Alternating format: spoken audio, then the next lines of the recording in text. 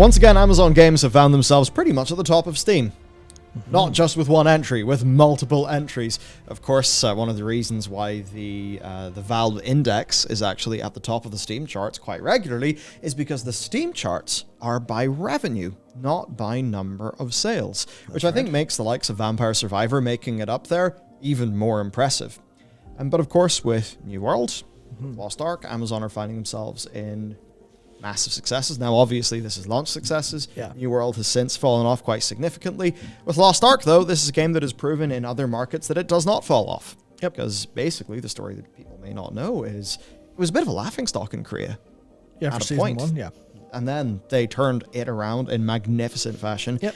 Now actually competing against League of Legends in the PC banks, which is, I mean, that's really major. Yeah, well, it's not exactly competing against it, but it's in and around second after it. Yeah. Which is yeah. major. Yeah, that's because the one thing I always laughed about seeing Super Data back before they were destroyed, back whenever they would release the PC earnings for video games, the best revenue across PC, console, and mobile.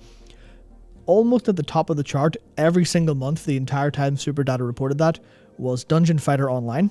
Yes. And Lost Ark is now substantially above, not substantially, maybe by, because of how big League of Legends is in PC banks, we're talking a small percentage, maybe a single-digit percent, maybe 0.5% is like what the 2 and 3rd and 4th spots are fighting for. But Lost Ark is now outperforming Dungeon Fighter Online, which means that, assuming they're monetized equally, which they definitely aren't, but Lost Ark could very well be one of the highest performing games in Korea for revenue, and also because it has like 230 concurrent players. So it's 230,000, sorry. Yeah. Wow. That's it. We're two of them. Yeah. So look, it's developed by Smilegate RPG, and of course in the West, not the Russian version, of course, but in the West, it is published by Amazon Games. And this has been a bit frustrating. Some people in different regions, as an example, if you're, say, in, Thailand, you want to play the Western version. If you're in Australia, then once again, everyone's forgotten you exist. Sorry. That's unfortunately what it's like sometimes with these games. Or if you're in Belgium or the Netherlands because of loot box laws. Yep, that's the same reason that when we're playing FF14, doing the treasure maps, we have to tell our Dutch friends that they have to close their eyes, lest they see any gambling. Now, it had a brief period of early access, the 3-day head start, which, to get that, you will have had to have purchased a Founders Pack. Yep. Now, when I was looking at the Steam charts, closer to launch, some of the cheaper Founders Packs were really getting to the top. Yeah. But at one point, the highest grossing one was the £99 or whatever it is, the most platinum, the most premium one. So for all the people playing, each one of them's a sale until the 11th, of course, hits and the game is there free to play. Yeah, anywhere between 13 quid and like 90 quid, 80 quid. What? Yeah. What? Now that is competing with New World launch numbers. Don't believe it's as big. New World's launch concurrents were like 900k, and Lost Ark's concurrents were 570k, I think, something like that. The reason why I think it's interesting, though, is, New World is bigger. Yeah. But with Lost Ark, everyone there, I mean, how many of those people are just buying the Founders Pack for the 3 days, right? Yeah. So I wonder what this game is going to be like whenever people finally, go and pick it up for free, especially because it's the weekend. They didn't launch Head Start Friday, Saturday, Sunday when people would have time off, which would have been the way to optimize those sales. Yep, so definitely. It's very interesting. Now, Twitch, serious numbers, 1.2 million. That's so many viewers. Yeah, utterly massive. Now, if you want to know basically what Lost Ark is, number one, you can check out our MMO channel, which, my first impressions of the game are up there. But overall, it is an MMO. It is an action RPG. Well, for a lot of people, yeah. See, it's interesting because I've seen loads of people say it's way more MMO than action RPG. I've seen so many people say it's way more ARPG than MMO. Yeah. Perhaps it's later on when the game gets a bit more expansive that the MMO-ness comes out, because I think the very initial impression the players have is that you are clearing ARPG maps, getting some levels up. Yeah, I mean, well, genres are difficult enough to suggest anyway, because you're saying action RPG, but action RPG and ARPG aren't the same things.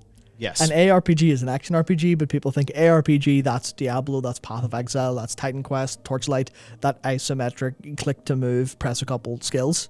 That's what an ARPG is. An action RPG is something a little more, you can call God of War an action RPG in a way. It's a bit more actiony, a bit more adventure-y. Call Assassin's Creed an action RPG Witcher. nowadays. Witcher, stuff like that's like an action RPG where it's like a very third-person action-oriented. So it's, basically genres are a nightmare to try and navigate. But the point is that it's the way I see it is it's very much more like the existing Eastern action MMOs, but Yes. brought down to an isometric viewpoint. So it feels a lot more ARPG-ish, but combat is more specifically designed to feel like those action MMO RPGs. Yeah. And I think that's the key distinction, but it will look and feel like an RPG to most. Yeah, and I think that's why it could have some impact in the West, because we're not really used to that format of MMO. And one thing that I really notice is they have clearly refined how to do combat feel, spell effects, that sort of thing, in that genre of MMO. Massively. Because, I mean, more so than even some ARPGs, like you're fighting so many enemies. Yeah. And just the whole way that the combat goes with like stun locking and AoE and stuff, it's quite interesting. So if you like ARPGs, you'll like it. If you don't like ARPGs, you actually still might like it.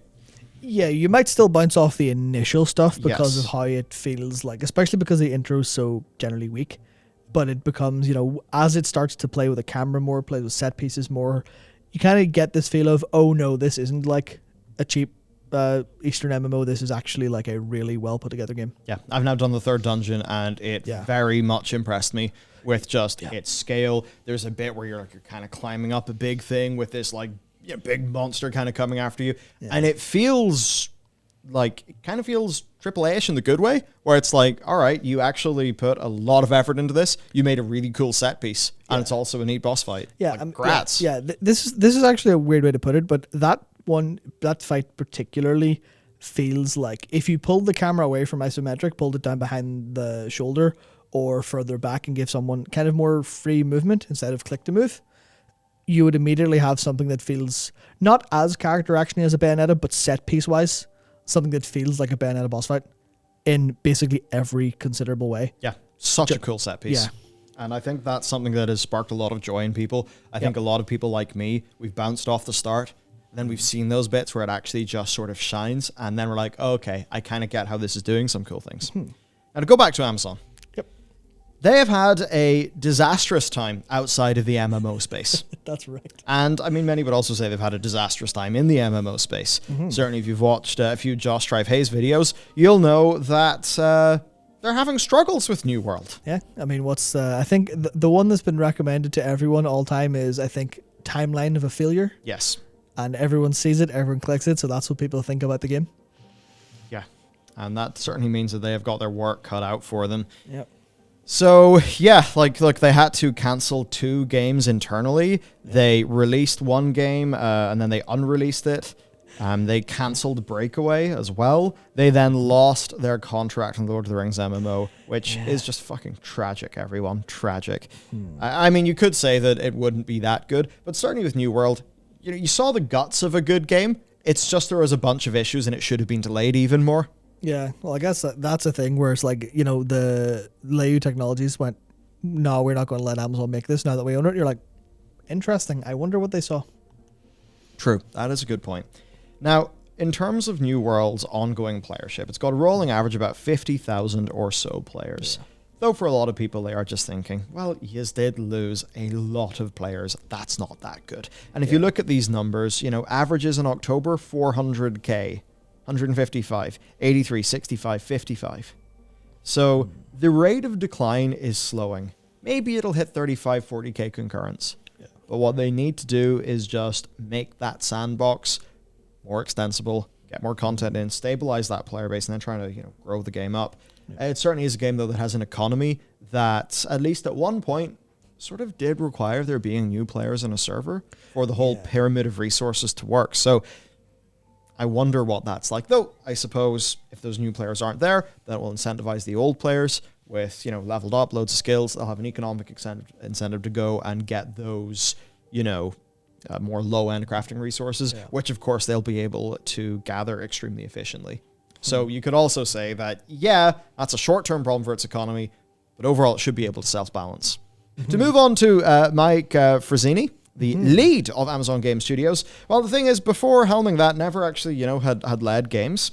Now, there was a big report that came in suggesting mismanagement and poor top-level decisions, and that just being a large part of why things were going wrong. Basically, hiring a bunch of experienced game devs, not listening to them. That's a great idea, isn't it, Matt? Yep, that's what both they and Google have done.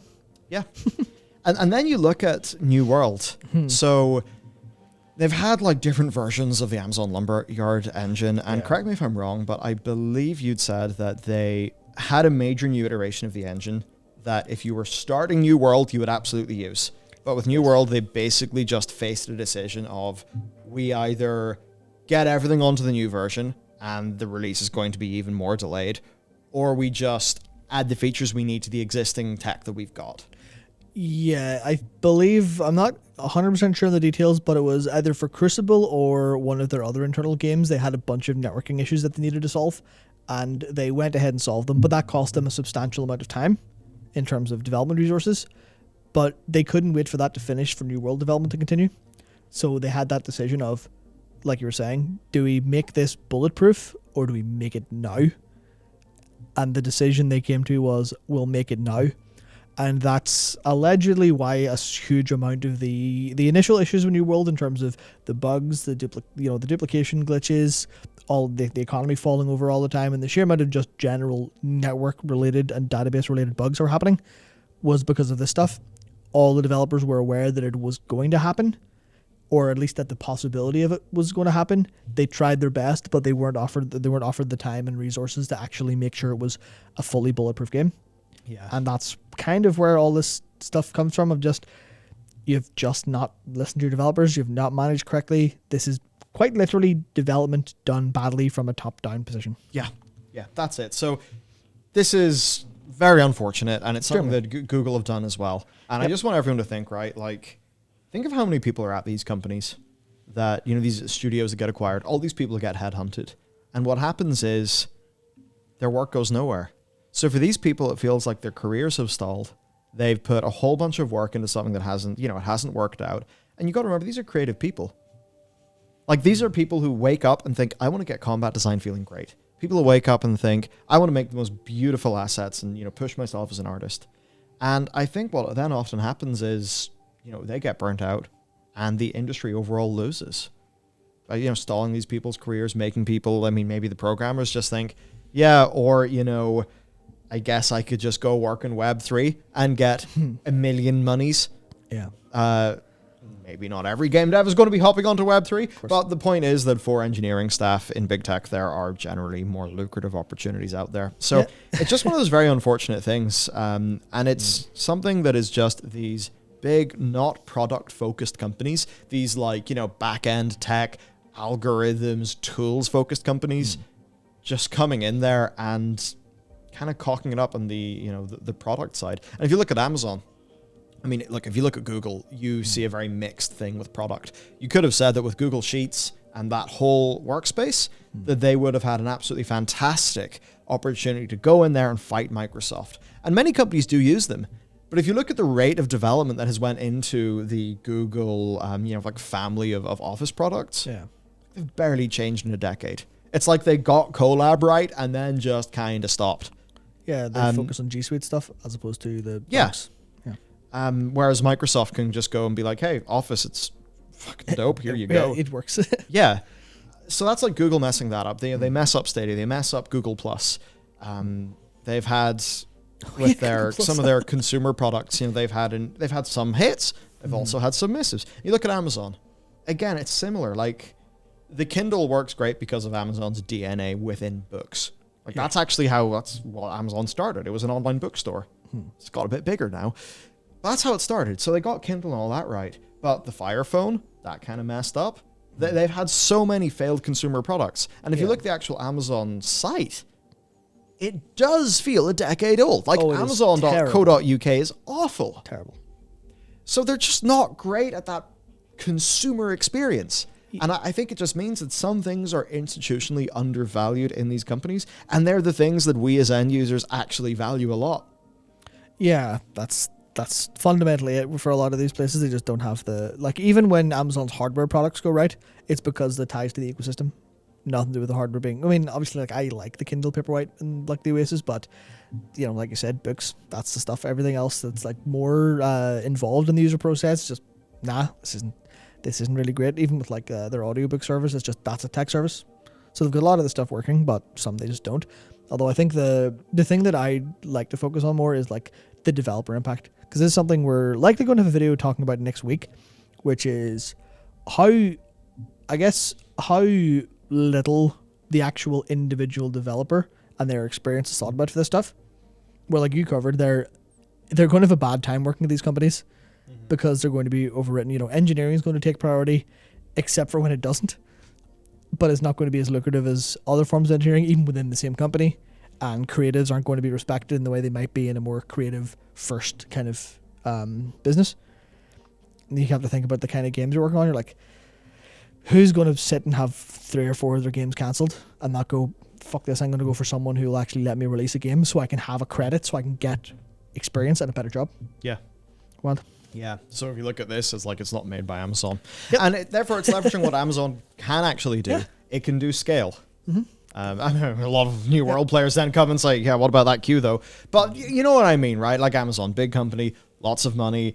They can, you know, just throw the juice behind something, I suppose. Yeah. So like, fair enough. Mm-hmm. Fair enough. Maybe just go in there, be a bit more light touch, support the devs when it's needed. Leverage their ownership of Twitch with the adverts and Twitch drops and stuff like that to help scale up the game, which obviously worked pretty well here. Yep, for sure. That's what Amazon can do. Leave the development to the other people. And with Lost Ark, like, has it been flawless? No. Has it been bad? No. So there's some censorship concerns. The English voice acting and localization. I mean, the voice actors maybe not as at fault here. It's more the direction and the lines that they're being given because the localization's kind of really stiff and shitty. It feels like they, you know, given the scale of the game, because Lost Ark is a very, very huge game. I've been playing for like 20 hours and I feel like I'm at the first section of the story as opposed to anywhere near the end. I don't know how it speeds up or anything like that, but it feels really, really massive. And there's so much text that I feel like, given how long ago they announced it, I feel like any localization team doing this probably hasn't been given the time to do what a localization team does best, which obviously we see in the likes of FF14, where they are basically writers that work super closely with the devs to go, okay, well here's it translated, localized, here's a really great experience in English that's as similar as possible to the Japanese. Like, is it not true that Koji Fox, who, like, if you're not aware, you might hear Koji Fox and think that's like a Japanese guy. No, Koji Fox, what's his name? Michael Christopher Koji Fox. Yep, Koji's a nickname his dad gave him, I believe. His dad really liked Japan, and it's like baseball, I believe. Japanese baseball, I think his dad liked. That was it, yeah. Yep. But like, he has, you might just think, oh, he's the head of localization, so that's what he does. He translates, Ishikawa and Ko's work. No. Like, yes, there's a translation involved, but there's so much more to localization, and even I think like lyrics. Oh yeah, some of the songs he writes. Yeah, and sings for the Primals. Yeah. Yeah, so there's so much to it. Now that said, there's good points of the westernization. Of course, they've toned down some of the pay-to-win fears, which is vitally important for that game being good in the West. Yep. Though there's other things too, like it's just the way they handle the general lock classes and stuff. They're actually not being parody with the Korean version in sort of lots of different regards that I think a lot of the Western fans would really appreciate. So it hasn't been perfect, but it has been quite good, all things considered, given the circumstances. And evidently enough for this game to have runaway success. And I imagine what's going to happen is a lot of people are going to bounce off this game because it is, the correct thing to think is Lost Ark is the savior of MMOs. That's like almost every influencer, almost everything is kind of like pushing that sort of angle. Yeah. It was interesting. I did my video and the video is titled very intentionally, I bounced off Lost Ark, ... then it clicked, and that's kind of the point, because I totally bounced off this game in the first hour and a bit. It took until I sort of saw them kind of give me a hint of what was to come, then I'm like, oh, now I get it.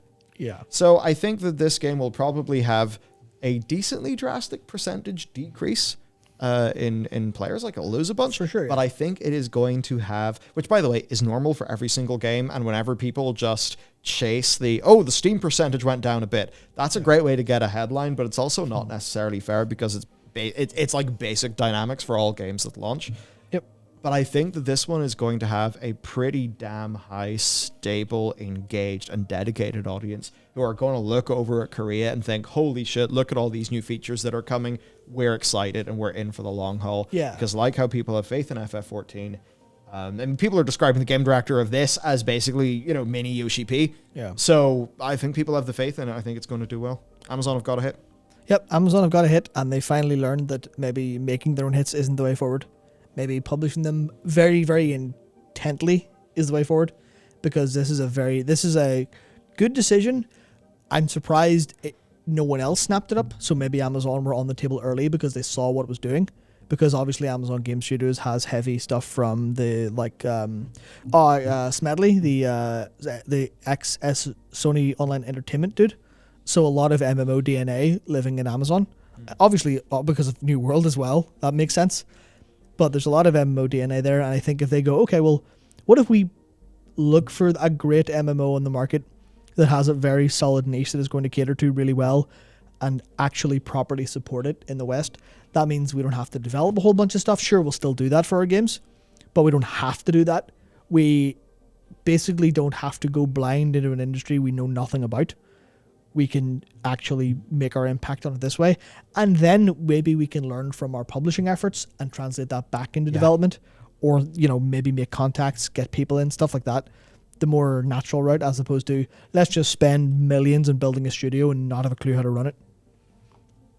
Yeah, no, that's it. Money does not solve everything. It is, in fact, expertise, and the Lost Ark developers prove that you can, you know, you fuck it up initially, but you can learn and you can make it good.